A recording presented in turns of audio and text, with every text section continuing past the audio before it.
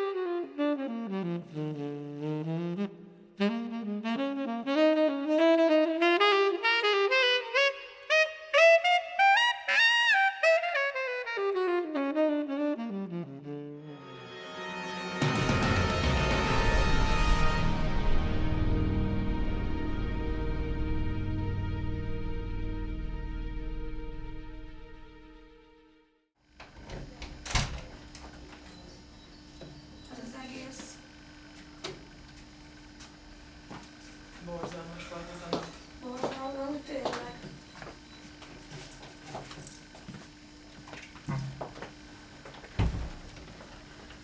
Akkor most este megyünk. Hát igen. Jó, én alszok még előtte egyet. Én 2 is. Jó, gyerünk akkor. Mindjárt alszok. Eddig nem aludtál? Most akarok majd. Ja. De még mindig nem tért igazán észhez. Azt látom. Pedig már iskolában is voltam. Hát először is szerintem mosolygok rá. Igen. Az megy. Igen. Adjanak már valami jó ötletet. Szerintem nézem. Ja, teljesen. Tényleg? Timi, hány óra van? A kezed. Te meddig nézel az Nem tudom. Két fogás. 6 óra. Föl kéne kelteni Nikit lassan. Készülni kéne. Meg nekünk is. Nem fogunk odaérni. Niki? Niki? Ébredj! 6 óra van, készülni kéne. Ébredj, már 6 óra van. Mit néztem? Még sosem látta a srác. Randi kommandót. Ez az úgynevezett vakrandi.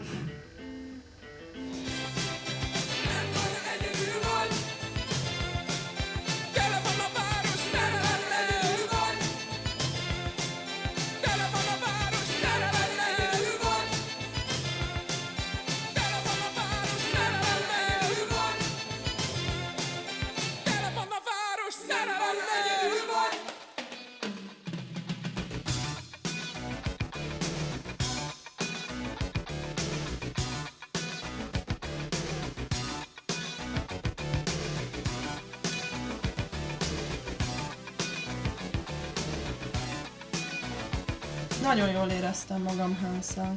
Szerintem az jó volt, bár egy kicsit elfáradtam.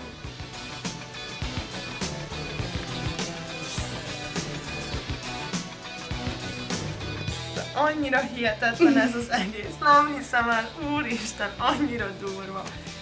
Úristen, végre. De Pancsi, de ugye mondd, hogy neked is annyira jó volt, én annyira boldog vagyok, el sem hiszem ezt az egészet, és annyira hihetetlen. Nagyon jó volt, hallod, úristen, el sem tudtam képzelni, hogy ennyire jó lesz. Nagyon örülök neki. Annyira aranyos ház, meg a másik kettő is Győrgés, lássam. hallod, lesz még. Nagyon jó volt.